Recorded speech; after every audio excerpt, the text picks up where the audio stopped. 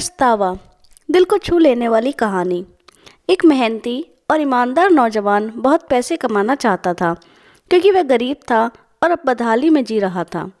उसका सपना था कि वह मेहनत करके खूब पैसे कमाए और एक दिन अपने पैसे से एक कार खरीदे। जब भी वह कोई कार देखता तो उसे अपनी कार खरीदने का मन करता। कुछ साल बाद उसकी अच्छी नौकरी लग गई, उसकी शादी भी हो गई और कुछ ही वर्षों में वह एक बेटे का पिता भी बन गया। सब कुछ ठीक चल रहा था, मगर फिर भी उसे एक दुख सताता कि उसके पास उसकी अपनी कार नहीं थी। धीरे धीरे उसने पैसे जोड़कर एक कार खरीद ली।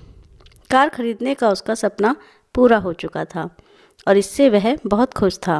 वह कार की बहुत अच्छी तरह देखभाल करता और उससे शान से घूमता था। एक दिन रविवार को वह कार को रगड़ रगड़ कर धो रहा था, यहाँ तक कि कार के टायरों को भी चमका रहा था। उसका 5 वर्षीय बेटा भी उसके साथ था। बेटा भी पिता के आगे पीछे घूम घूम कर कार को साफ होते देख रहा था। कार धोते धोते अचानक उस आदमी ने देखा कि उसका बेटा कार के बोनट पर किसी चीज़ से खुरच खुरच कर कुछ लिख रहा है।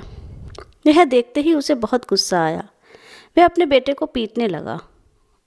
उसने उसे इतनी ज़ोर से पीटा कि बेटे के हाथ की एक उंगली ही टूट गई। दरअसल वह आदमी अपनी कार को बहुत चाहता था और वह बेटे की इस शरारत को बर्दाश्त नहीं कर सका।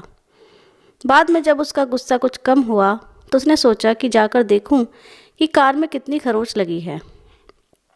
कार के पास जाकर देखने पर उसके होश उड़ गए। उसे खुद पर बहुत गुस्सा आ रहा था। वह फूट फूट कर रोने लगा। कार पर उसके बेटे ने खुरच कर लिखा था, पापा आई लव यू।